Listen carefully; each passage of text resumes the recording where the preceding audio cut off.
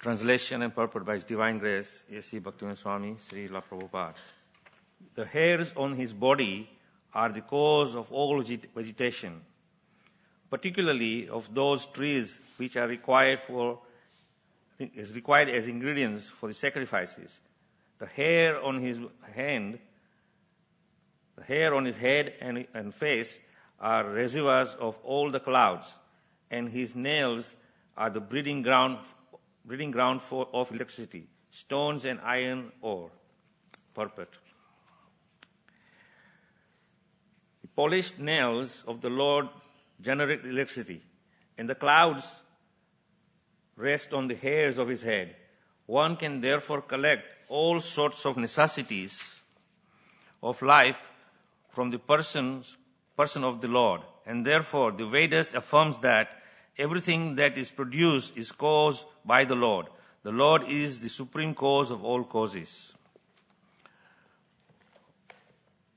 Om Jnana Trimidandasya Jnananjana Salakaya Chakshus Unmritam Yena Tasmai Sri Guruve Namaha Vanchakalpatrobhyasya Kripa Sindhubhyecha Patitanam Pavanebhyo Vaishnavyo Namo Namaha. Jai Sri Krishna Chaitanya Prabhu Nityananda Sri Advaita Gadadhar Srivasadi Gaur Bhakta Vrinda. Hare Krishna Krishna Krishna Hare Hare, Hare Rama Rama Rama Hare Hare. So here in this chapter we are discussing the Purusha Sukta praise confirmed. Of course, we are leading in from the previous chapter, which is describing the Lord's universal form. Now, if we read this section here, particularly this verse, to a common man would think, how is it possible that the Lord's hair on his body is the cause of vegetation? And as in the purport Prabhupada says, the hairs on his head are the breeding ground for clouds. And the nails, the polished nails, produce electricity. Now, in our modern day understanding, we would think electricity was discovered some 100 years back. Now, Bhagavatam here is written in its written form by Vyasadeva 5,000 years ago. So where was the electricity? So we would kind of doubt that whether the words of Bhagavatam are perfect and are absolute, or it is just things written down, but it has no any spiritual values. So here, actually, we have to go in a different path of understanding that this is an allegory. This is not literally. So you won't see the Lord, sitting there and his hair standing out on his head, and then you kind of look at it and say, oh, well, that's the hair of the Lord, and that's the clouds in his hair. And that cloud is then cause for the vegetation which comes. But really speaking, if we go on understanding of a deeper sense, this is explaining the creation. And of course, in the Ishopanishad also, it is mentioned, Om Purna Idam Purna Vedam, that everything comes from the Supreme Lord. And all that emanates from the Supreme Lord is also complete and perfect. And that which is perfect has no imperfection in it because it is coming from the Supreme Perfect. Now here, when we see this, as is mentioned here also by Prabhupada towards the end of his purport, he's saying that the Supreme Lord is the cause of all causes. We have to understand this from that point of view, that we don't take it out of context, but you got to see the whole narration, how it fits in. And when you see the whole complete narration, then you will understand that there is a deeper sense of explanation given here by Vyasadeva about the Lord and his creation. Now, obviously, we have many times we have read, even in Bhagavad Gita, that Arjuna was given the privilege to see the universal form, which is also described here. So when we hear about these things, it kind of doesn't make any sense to us, because we are trying to figure out the Supreme Lord, as Srila Prabhupada said, with our tiny pea brain. No, we cannot conceive the inconceivable with this brain. So we have to accept the words of the acharyas who have deeper understanding. And all the acharyas in the line of our parampara are explaining to us in our common language which we can understand. And the basic understanding is that we have to have that complete faith in the words which is said by the sages, by the acharyas, and of course the Supreme Lord himself, where he's explaining the cause of all causes. He is the origin of all creation. Now, many times it's very difficult to understand this concept because we are so much brainwashed into thinking of this modern knowledge and technology which we have. So we are basing most of our understanding with the modern knowledge or so-called scientific knowledge. But scientific knowledge is not an absolute knowledge. Because in the one purport of Ishopanishad, Prabhupada is mentioning that the so-called modern science is progressive science. And it's simply based on theories. It is not actual facts. So what could be true today in terms of professing the scientific theories, some years down the road, it may have no meaning because there is a whole new way of thinking, there's whole new theories which have been propounded by the scientists, and they're saying, oh, we have a better understanding now. So it keeps changing. In other words, what they say in terms of football analogy, changing the goalpost. So if you keep changing the goalpost, you're not going to get your goal because it keeps changing every time. You aim for this side and it's moved already this side. So you're not going to get the target. So Prabhupada explains that this science, which is given by the modern scientists, is progressive science. That which is true today will be false tomorrow because someone will come up and discredit the theory and present his theory, which at the time, according to his time, place, and circumstances, may be understandable. Yes, due to this situation, this is how it is.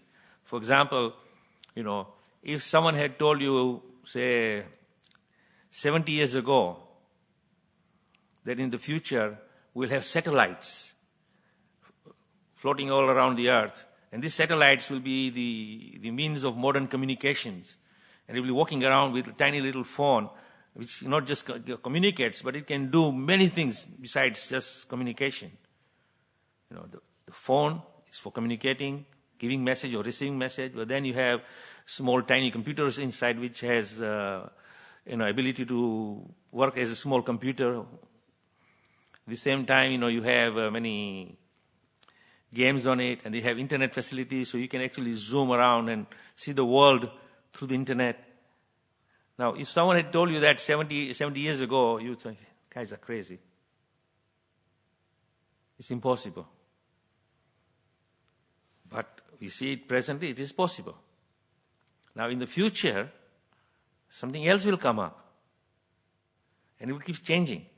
But Srila Prabhupada explains that the science of Krishna consciousness, which is presented in the Shastra, specifically the Bhagavad Gita, Srimad Bhagavatam, it is an absolute science which is true when it is spoken.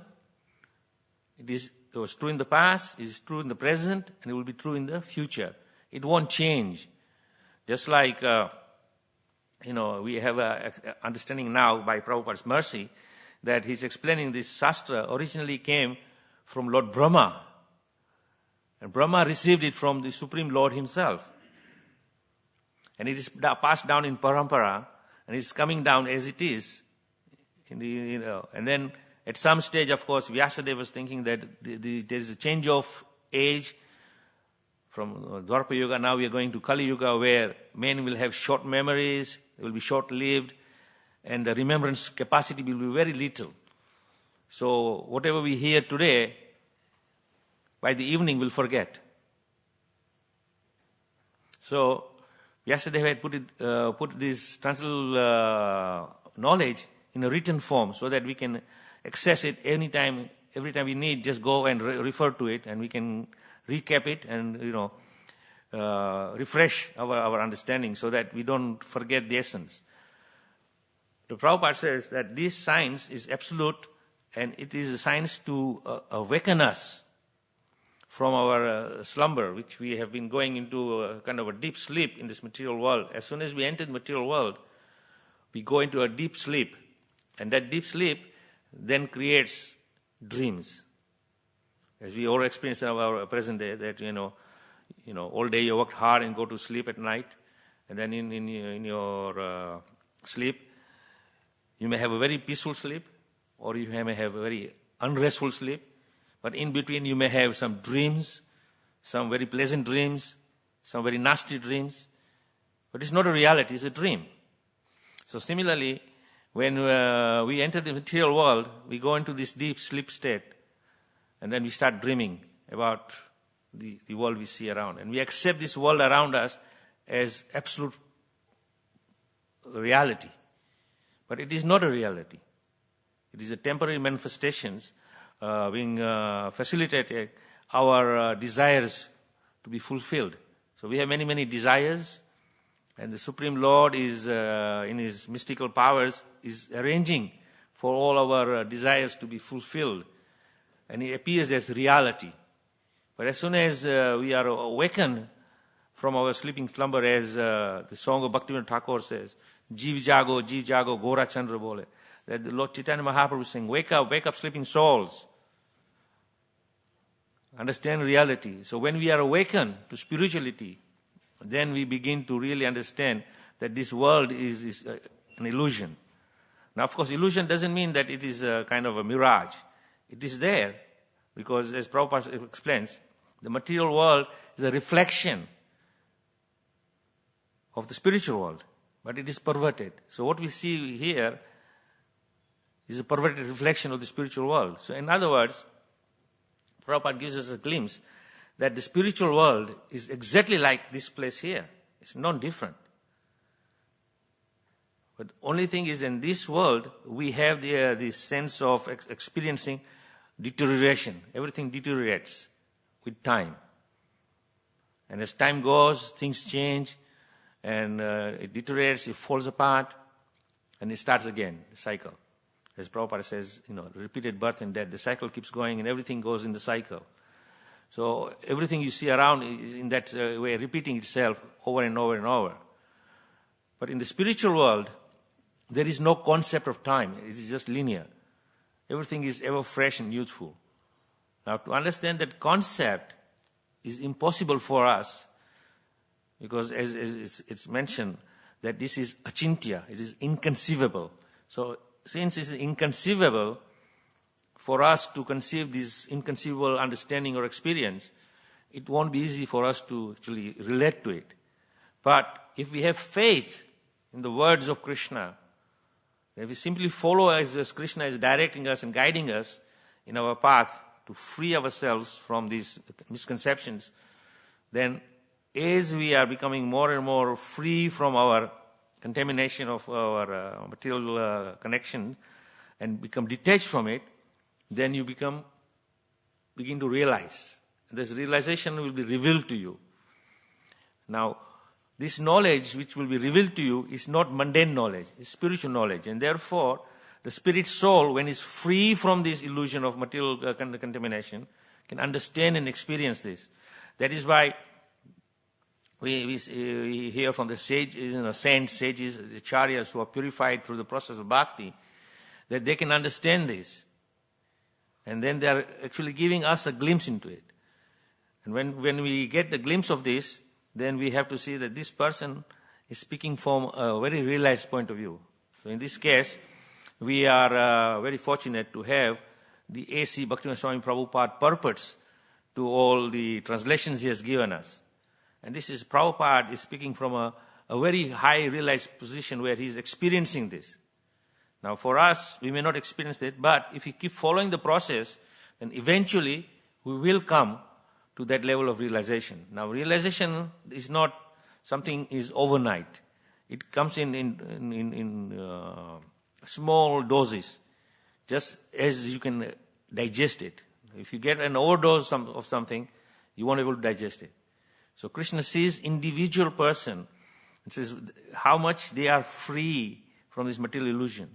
That much realizations you will be privy to, and that realization will be revealed to you. So no two persons will have the same realization. Will have different realization. Because Krishna is very individually connecting with you, or as an individual person. Now, this relationship with Krishna of every living entity is very, very individual and particular. We do not have two of a kind. Every individual person is having a very unique relationship with Krishna and a very unique understanding which is revealed to us.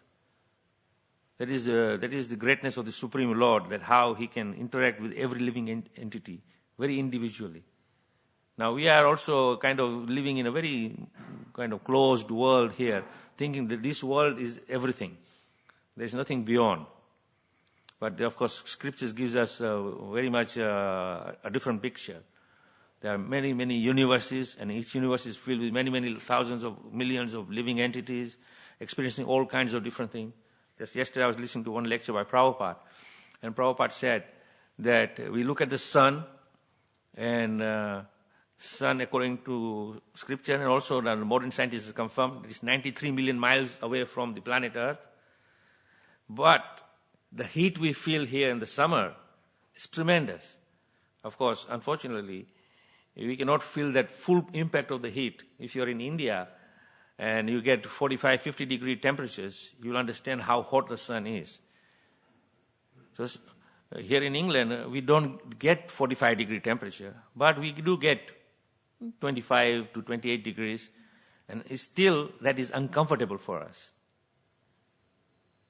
Now, one would think, if we are 93 million miles away, and we can feel this heat, and it may not be very easy for us to survive in excessive heat, how would living entities be living on the planet's, the sun globe? So Prabhupada is saying that in this planet Earth, we have living entities who have got the body of 5 material elements, and mostly we are made of earth. In the sun planet, Prabhupada said, the body is made of fire. Now, for us, it is very difficult to conceive of that idea. How can one have a body of fire? Because in our tiny experience, if you have fire, you'll burn to ashes. So if someone has a body of fire, it will burn itself. So what kind of body is that? But of course, we cannot understand, but there is experience. So many years ago, Sataputta Prabhu, he was presenting, one of our great scientists, mathematician in our movement. Unfortunately, he's passed away. But he was making this presentation, and in that presentation he said that the scientists have discovered that way below, at the bottom of the ocean, where the core of the earth is really, really hot, it's almost like the sun. The heat is tremendous. And they found some living entities living in that heat. This is not even a sun planet. This is our material planet here, planet Earth. And say that it is possible for someone to survive in that condition. And that condition, of course, is given by Krishna to that living entity. So it can live in that environment. So just like in this material world here, we experience that all of us have got bodies, and we are all individual bodies. They are not two alike. Even if we say the twins who are supposed to be looking identical, but they are only looking identical, but they have very individual personalities. They are individual persons. Nonetheless, each one has got a vehicle to cross the ocean of material suffering, or the whole ocean from in which we are presently caught up in this material world. And as we become spiritually awakened, we come to an understanding that what is my position? My position is that I have to reconnect with the Supreme Lord. And therefore, when we connect with the Supreme Lord, then you're on your way to crossing the ocean of material suffering and existence from the material world to the spiritual world, which is your real place. So temporarily, we are in the material world, but as Prabhupada explains, we are not of this world, we are in this world. And as long as we are in this world, then we will need some suitable arrangement for the soul to exist. Now, the analogy is given of a fish out of water. So when the fish is quite happily swimming in the water, it feels comfortable because that environment is natural for the fish. But as soon as the fish has been taken out of that environment, what happens to the fish? For maybe 2, 3, 4 minutes, it will survive. But then very soon, it will suffocate and it will die. So similarly, each one of us, as a living entity, we need a suitable body to survive. So Krishna has given us, all living entities, according to our situation, a different body. And in this body, we can survive happily in this world. And as in the Bhagavad Gita, Prabhupada explains that the body, the living entity goes through 8,400,000 species of life and finally comes to the human platform. And then this human platform has the ability to inquire. So the analogy as I gave of the fish in the water, we are also the living entity out of our spiritual environment. And therefore, when we are in this environment, we need a suitable body. So if someone wants to experience a life of a fish, you can jump into the ocean, and as long as your capacity of holding air in your lungs, you'll be able to stay underwater. But within 2 minutes, 3 minutes, you will begin to suffocate, and you have to surface again and come out of that foreign environment into the environment which you are accustomed to, which again your body has been given this environment in which you can survive. But if you go out of this environment and go into a foreign environment, then you'll struggle. So, if you want to say longer and experience the fish experience, then of course we have artificial arrangement. You put on a scuba gear and you have an oxygen tank in the back and the mask and everything. And they have now maybe supply of oxygen for 2, 3, 4 hours, depending on the capacity of the tank you are carrying. So you can now experience the fish experience, and you can go deep into the ocean and swim around with the fish for 2 to 4 hours, according to the capacity of your oxygen tank. And you can have a longer experience, but you cannot be permanently there. You have to come out, because the tank soon is going to be empty, and then you have to come out, and then you have to refill it. But you cannot permanently stay there. So, in this material world also, we cannot permanently stay in this body. We have to keep changing this body at a certain interval. And in our human life, as you know that in this age, the maximum you can probably stretch is 100 years, if you're fortunate enough to. But even unfortunate, because 100 years is not a very good bargain to just hang around this miserable world. But as soon as you finish, you have to give up this body, and then you get another body. And another body, and you keep going. Until you come to a platform where you actually are fortunate enough to receive the causeless mercy of the Lord. And when you receive the causeless of the mercy of the Lord, then you are awakened, then you follow the path of bhakti which Krishna has given us direction. How to come out of this miserable condition and follow the discipline of bhakti. And when you follow the discipline of bhakti, then gradually at the point of death, you'll be completely free from all these misconceptions, all this illusion of the material world, and you will understand that my destiny and destination is a spiritual world. And therefore, as Krishna says, that if you remember me at the time of death, then surely you'll come to me.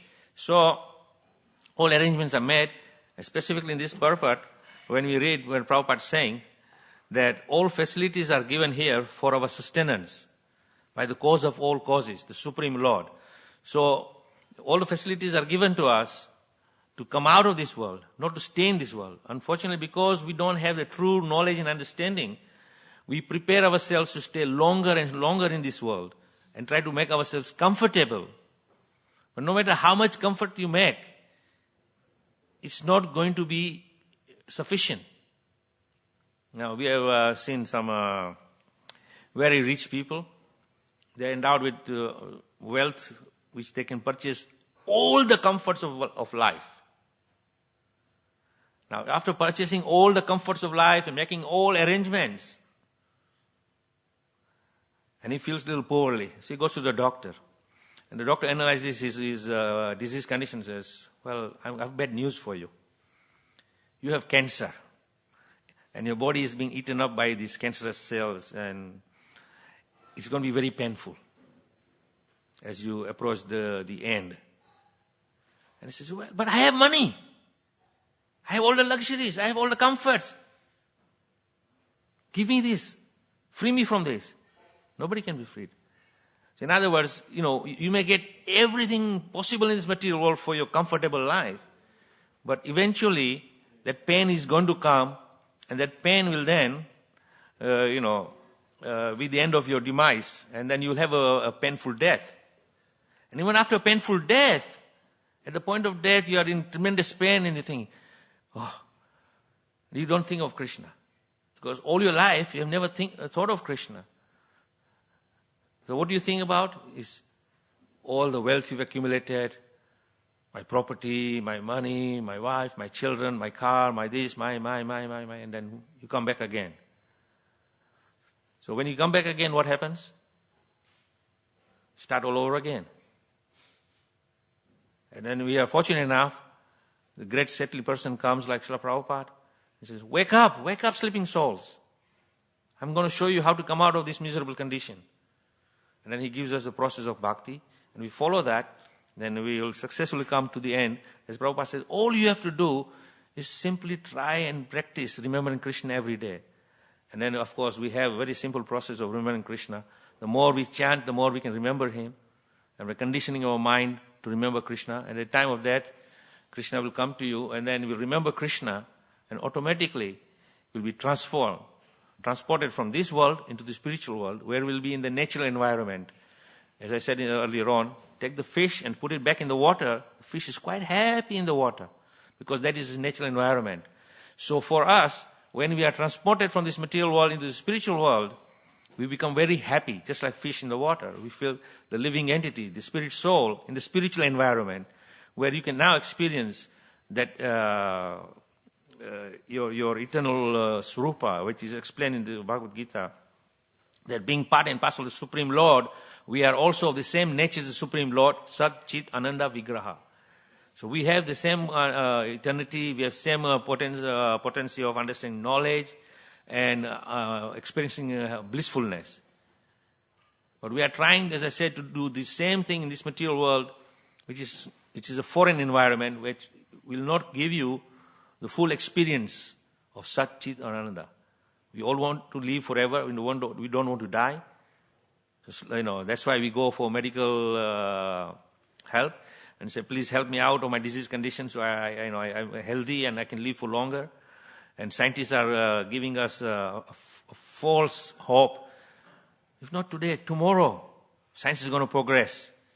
We are progressing so much so that we will defeat death. At least we have the experience of knowledge of thousands and millions of years of knowledge coming from Brahma all the way down to present day. And we have not seen anyone has defeated death. Even Hiranyakashipu performed tremendous austerities. And then finally, he gets audience with Lord Brahma. And he says, Lord Brahma, you are the creator. Give me immortality. And the Lord Brahma says, not possible. And I have to give up my body. What to speak of you? So, we have understanding that nobody can defeat death. Because death is an experience in the material world, not in the spiritual world. There is no such thing as death in the spiritual world. So, here as Prabhupada is mentioning here in this purport, that by the mercy of the Lord, the causeless Supreme Lord has given us all facilities to come out of this material world and go back to the spiritual world.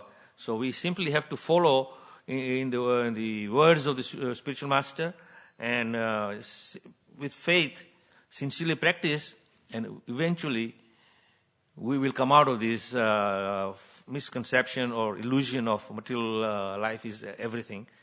And then we realize that this is temporary, and our real goal is to go back home to the spiritual world. So we should take that on board and practice our Krishna consciousness with full faith and move forward and not doubt the scriptures.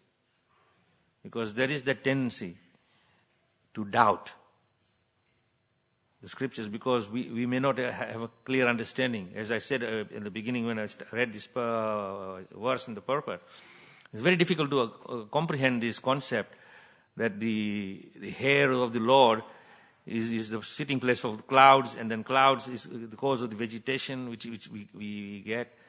You know, you look at yourself, of course, most of us, we don't have hair because we have a discipline of shaving off, but, you know, ladies have long hair, and at least we have a little sika here, and look, and say, where's the cloud? Where's the thing, you know?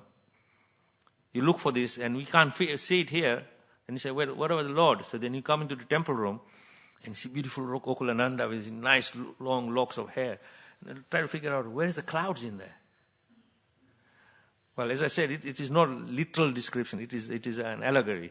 So we have to understand that in that concept. But the bottom point is that we have to have faith in the Lord's words and the Acharya's words, and then we take it from there. Will give us 100% faith in our process and become strong in our following the path of bhakti, and we won't be weakened in the process. The more you follow strongly with faith, the process becomes much more easier and pleasant, and you will experience the transcendental bliss which is mentioned in the scriptures. So I will touch on a little bit on today is the Disciples' Day of Sri Baladev Vidyabhushana, one of the great acharyas in our Gaudiya Vaishnava line. You know, he was a very, very powerful personality at a young age when he was in with his present-day Balasore near Remuna. You may know the place more by the transcendental personality of the Lord, Sri Shirjor Gopinath, where the Lord steals the sweet rice for Madhavendra Puri. So at that time, there was a lot of discussion going on about the presentation of philosophical conclusions. As I said, you know, we have to accept the acharyas. And if you don't, then you will never get to understand the true knowledge. So at that time, there were many, many great persons, philosophers, having debate, discussing about the validity of the different sampradayas. And at the time of Baladev Vidyabhushana, Gaudiya Vaishnava tradition was very strong because Chaitanya Mahaprabhu himself came and he presented the transcendental conclusions of Achintya Veda Veda Tattva philosophy. And in our line from Chaitanya Mahaprabhu down to Baladev Vidyabhushana time, there was none of the acharyas who had written treatises, commentaries, which is acceptable by all the sort of so-called philosophers and saints who have kind of given a stamp of authorization and approval that this is the treatise written by these acharyas, therefore they are bona fide. So all the acharyas have written different treatises, but in our line there wasn't any treatise written, because at the time of Sri Chaitanya Mahaprabhu, when great saint Sarvabhauma Bhattacharya was considered a great scholar in that time, and he presented his Siddhanta, his understanding, his treatise to Sri Chaitanya Mahaprabhu when Mahaprabhu visited Puri. And Mahaprabhu, as we know from Chaitanya Charitamrita, that he listened to everything And there was no any reaction from him. So Sarvabhauma Bhattacharya is saying, do you understand what I'm telling you? Of course, Sarvabhauma Bhattacharya had this misconception that here is a young guy, taking sannyas. What experience he has of life. But then Mahaprabhu corrects him and says, that this is the real Siddhanta. And then, of course, Sarvabhauma Bhattacharya, we all know, he surrendered to the lotus feet of Sri Chaitanya Mahaprabhu. And Sri Chaitanya Mahaprabhu then said that we already have the doctrine written by Siddhar Swami. We just accept that. But at the time of Baladev Vidyabhushana, who's also with Srila Vishwanath Chakravarti Thakur, and he was getting elderly. So he didn't have time to go to go and discuss these things. So that time when discussions were going on, Baladev Vidyabhushana was commissioned. You go and discuss with him. And then he went to this body of gathering of great saintly persons who were so-called authorized persons of that time. And he defeated everyone. And from that day onwards, Gaudiya Vaishnava became a very accepted parampara in a bona fide line. And today we are now, of course, by the blessings of all the Vaishnavacharyas, and of course, Srila Prabhupada, who brought this message to the whole world as an authority of how to become, as I said, free from our illusion and wake up spiritually. So I will quickly read these couple of pages of his biographies, giving us a little insight. So today marks the disciplinary day of the great personality in Gaudiya Vaishnava Sampradaya, namely Srila Baladev Vidyabhushana, born in Orissa near Puri, a place called Chikli Lake. He was a brilliant learner from his very childhood, and he learned Vyakhyarana. Vyakhyarana means all the intricacy of Sanskrit language, and the Vedas, Upanishads, and the various other scriptures. He was particularly interested in studying the Vedanta, and being dissatisfied with the Sankaracharya's explanation, he went to Udupi, where he studied all the commentaries of Vedanta written by the various acharyas. Having thus acquired vast knowledge and expertise on the Vedanta, he went to Puri with the intention to conquer and defeat everyone in debate. There he met Radha Damodar Das, a great scholar in the line of the Samananda Prabhu and Rasikananda Prabhu, and started to discuss philosophy with him. Intending to defeat him, however, he was convinced that the conclusive truths presented by Radha Damodar Das were the highest, and therefore he immediately took shelter of his lotus feet and took initiation from him. Thereafter he went to Sri Vrindavan Dham, where he took shelter of his Siksha Guru, Srila Vishwanath Chakravarti Thakur. He studied Jiva Goswami's Sundarbhas while performing bhajan under the guidance of Vishwanath Chakravarti Thakur. A dispute broke out in Jaipur. The worship of Srimati Radhika alongside Sri Krishna was opposed by the Ramanuja Sampradaya followers, and therefore the worship of Radharani in the temple was stopped.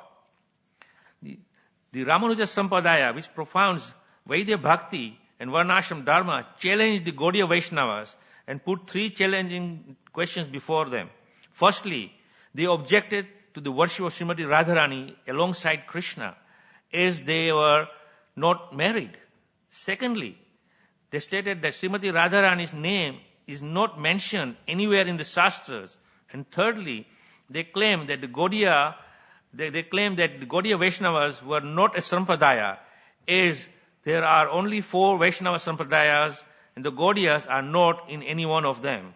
And they also do not have a commentary on the Vedanta Sutra, and therefore they are not an authorized line of devotees in order to resolve the authorized line of devotees. In order to resolve this dispute, the king of Jaipur invited Srila Vishwanath Chakravarti Thakur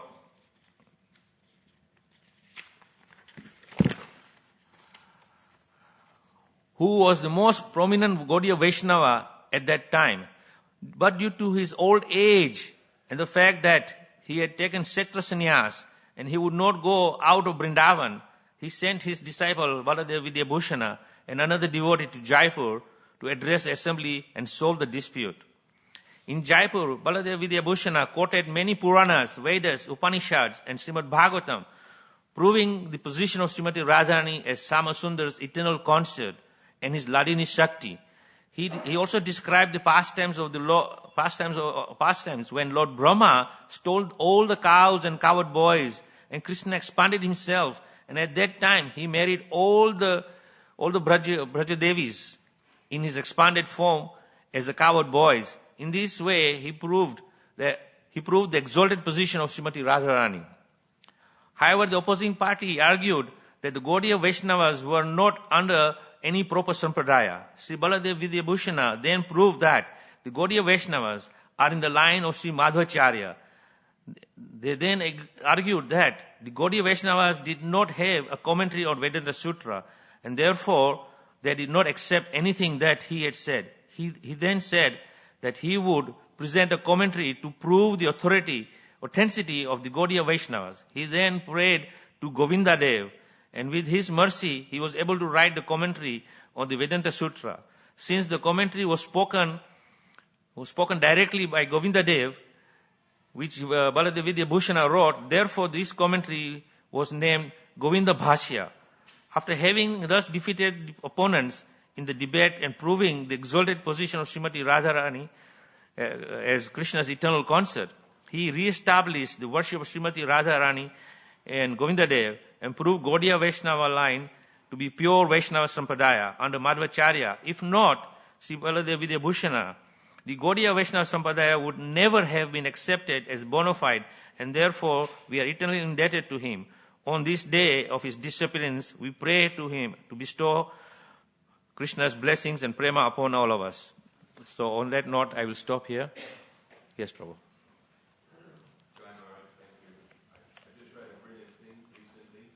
Yeah. The reason the Gaudiya Vaishnavas did not write a commentary on Vedanta Sutra was that they considered Srila Vyasadeva had written Srimad Bhagavatam as his own commentary, and that to write a commentary would usurp, was an offense to Srila Vyasadeva, because the Bhagavatam was the commentary. Yeah, so I mean, there is that Vaishnava etiquette and culture, but unfortunately, you see, people have their own concocted ideas, and as I mentioned, that we all become very illusioned and also proud of our false knowledge. Like the present-day scientists, as I said, they are proclaiming to know everything, and not only that, they are saying that we will solve all the problems of the world. But since the modern science came onto scene, say a couple of 100 years back, especially started they're saying the modern science, the seeds were planted in Europe, and the scientists from Europe brought the modern concept of what we have science today, and they are so proud. So there is always going to be people like that who are going to argue that you don't have the real thing. So here, of course, as Baladev Vidyabhushana, he was very much a pure devotee in the term that he took shelter in the Gaudiya Vaishnava Sampradaya, and then under the expertise of Vishwanath Chakravarti Thakur, he studied the Jiva Goswami Sundarbhas, which are the treatises which are considered the highest of the 6 Goswamis. At the same time, then he defeated everyone, and still they were not accepting it. So as mentioned here, that Govindji in Jaipur, he prayed to them and he said, okay, I will give you the real insight, directly from the horse's mouth, as I say. And then he presented this, and then came to know as Govinda Bhashya, and is accepted. So, of course, even today there will be people who say, the real people. In fact, I will go as far as saying that when Srila Prabhupada, he came out of the comforts of Vrindavan on the order of his spiritual master and brought this transcendental knowledge to the Western world. And then he accepted Western disciples. And then when they came back to India, and a lot of these so-called smartas and so-called great saintly authorities were saying, you have done wrong. You have accepted malechas. You have to be a born Hindu. Nonsense. There's no injunction in the scriptures is saying that. But they were saying Prabhupada started some Apasampradaya. So, even Prabhupada is the greatest authorities as far as I'm concerned. There is no great authority than Prabhupada who can present the very conclusion to anyone. I would say he surpasses all the four acharyas, Ramanuja, Sankaracharya, Madhvacharya. Prabhupada surpassed all of them because he took the actual essence and gave to the whole world in the true spirit of saying that we are all spirit souls, not these bodies. So that even Prabhupada they were doubting. So you'll find people who are there. But at least as today, we are saying this is a disappearance of Baladev Videbhushana. We should be praying to him and saying, look, you establish this, give us the mercy, and then we can also go with the same conviction. And even though if we cannot go with the same conviction to preach to others, at least we should have enough conviction for our own self to be convinced that this is a true path. And worship of Radha and Krishna is the highest. Because up to the point of the 6 Goswamis, there was no Radha Krishna worship anywhere. You look at all the ancient temples. You go to Udupi, it's Krishna. You go to Sakshi Gopal, it's Krishna. You go to Guruvayur, it's Krishna. Anywhere you go, it's just Krishna deities. But no Radha. But the transcendental insight to the, very, very, you can say, that confidential pastimes of Goloka were revealed to us by the Goswamis. And then, of course, Radharani's exalted position was there right besides Krishna. That is why we say Radha Krishna. We don't say Krishna Radha. And that is the highest understanding. And of course, there are people who still claim that, you people don't understand. But that is their loss. For us, Srila Prabhupada is the embodiment of the conclusion of scriptures. And he has given us the true things. So we accept that. And we, with conviction, become strong in our faith and follow the process of bhakti. So before we stop, any comments or questions?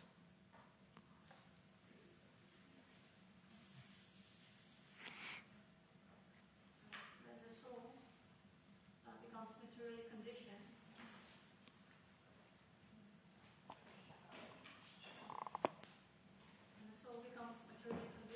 the soul goes to sleep, right? It becomes inactive. So I was wondering at what point in the devotional process, starting from Shraddha, up to Prema, at what point does the soul wake up completely? Is it at the point of Prema only, or does it start even before that? It is awakened at the impact of when you begin to accept the process of Krishna consciousness. In other words, we are going around our business, and then somehow, by translational arrangement of the Lord, you come in contact with Krishna consciousness. That is the first point where you are awakened. And then, as you are awakening, then your senses begin to kind of wake up more. Just like in your own experience, when you are in a deep sleep, and in the morning, the alarm goes beep, beep, beep, beep, beep, and you wake up. At that time, you're still feeling a little groggy, but you're awakened now, because the alarm has kind of given a sign to say it's time to wake up. So you wake up, and as you wake up, and as you're going, your routine, you wake up, you go to the bathroom, and you clean yourself, take a shower, put on fresh clothes, you wake up even more. And then, as the day progresses, you are more awakened. But unfortunately, again, night comes, you go back to sleep. But in the spiritual life, that once that point of awakening comes, is first contact with Krishna consciousness, and you accept Krishna, and then you begin to practice the process. You start chanting and following the regular principles and becoming more stricter in your devotional practices. You become more and more awakened. And if you keep awake, then you'll keep going from adosada to prema. The process is there. Now, if we are a little complacent in our process of practicing bhakti, while you are awakened, you can go back to sleep again. And if you are complacent and neglecting the principles of bhakti with faith and conviction, then you go back to sleep. In other words, you give up the practice of Krishna consciousness, and then fall back into that slumber, which we see in our experience, that many wonderful persons have awakened, and then after being awakened and very, very, enthusiastically following, and then all of a sudden, they go back into the material pool. So that is that every danger. So therefore, the process is given to us that once we are awakened, we have to stay awake. And the process of staying awake is, Prabhupada's recommendation is, always stay in the association with devotees. And when you associate devotees, even if you are kind of, falling asleep, someone will come and say, shake you up and wake you up again and bring you back the spirit of being alive in Krishna consciousness and continue. And then eventually, of course, that inevitable end comes. At that time, we are all very happy and ready to go back home to spiritual world. Okay? All right, thank you very much. Jai Srila Prabhupada ki jai.